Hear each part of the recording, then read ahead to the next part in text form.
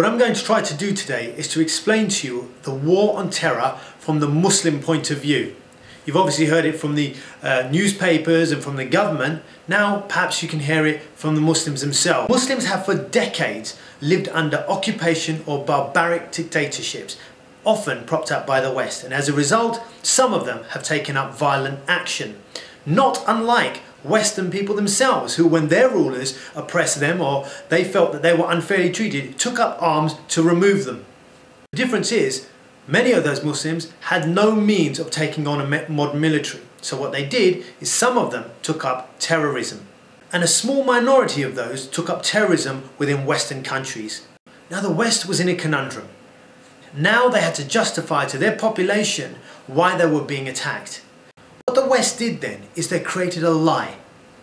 They said that the reason why people were taking up arms was nothing to do with the savagery of Western foreign policy, but simply because they hated freedom itself. The Western man then was taught to fear this unthinking fanatic that could not be negotiated with, and there was only one way to deal with them, and that was to kill them.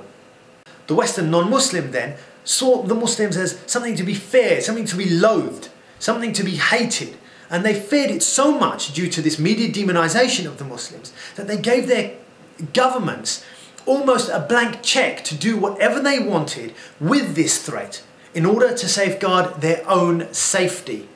Western governments took away the liberty of the Muslims then by locking them up without trial, with extraordinary rendition, and a whole host of draconian measures, including sending Muslims to be tortured in foreign countries because they simply weren't allowed to torture them right here. Now we understand the reaction in the non-Muslim mind, but Muslims often don't understand the reaction it had on the Muslim mind, which was equally as destructive and negative. Muslims were caught that they saw imagery constantly bombarded of themselves, of their people, of their community, as nothing but barbaric and savage. The Muslim started to become withdrawn, insular, unsure of himself and underconfident. He would become aggressive amongst Muslims and argue over petty issues. But amongst the non-Muslim, the attacker, he was underconfident. He had no will to fight or to stand up. A simple test was to ask any Muslim to do a simple act, to stand up for himself. And you will find that that same Muslim is more ready to attack you or tell you 100 reasons why the thing that you've asked him will never work. Because he has no confidence in himself. He has no energy or will or belief in himself that he can ever make a difference. He had already been defeated. And this was the interesting and devastating impact of propaganda on the young Muslim mind. Scholars busied themselves in minor issues of fiqh and debated over things 12 centuries ago, while Muslims today had no way of understanding how to cope with what was going on in the world today and the attacks that they were coming under. It was no different to how they had brainwashed and destroyed the mind of black slaves. Every young black person would look on the television, all he was taught was he was swinging on a tree in a jungle in Africa. He had no confidence that he was anything else and could be anything else. And as you saw, they became an underclass, a people who never moved up the ladder. They were often the worst educated people in the community. How strange then that now the Muslims are the least educated community in Britain. The same confidence, the same inferiority complex has set in. We don't believe we can achieve anything because all we're ever taught is that we are savages, that we have nothing that we can offer.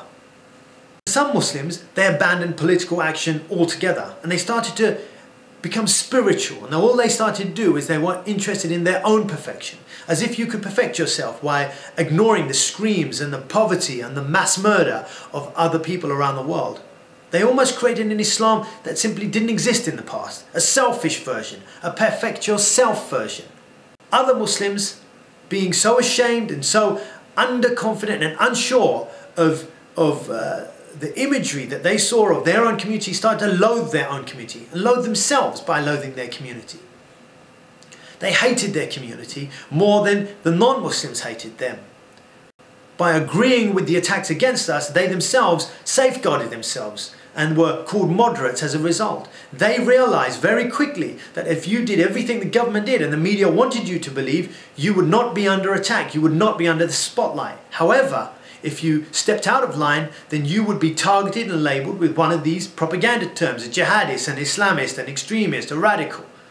Anything was better than that, even attacking your own people. This propaganda then was absurd. It was used on the black slaves. Even while enslaving them, they were considered the savages. And yet no Muslim had the confidence to say, hold on, those enslaving us are the real savages and not those who are fighting back. So is terrorism acceptable? Of course not. But we do need to understand it. And the reason is, as government Islamophobes and people within the media start to attack us with it, we need to be confident in saying that the real reason for terrorism is your fault. You are the root and branch cause of terrorism. It is your fault, but you have made it our problem.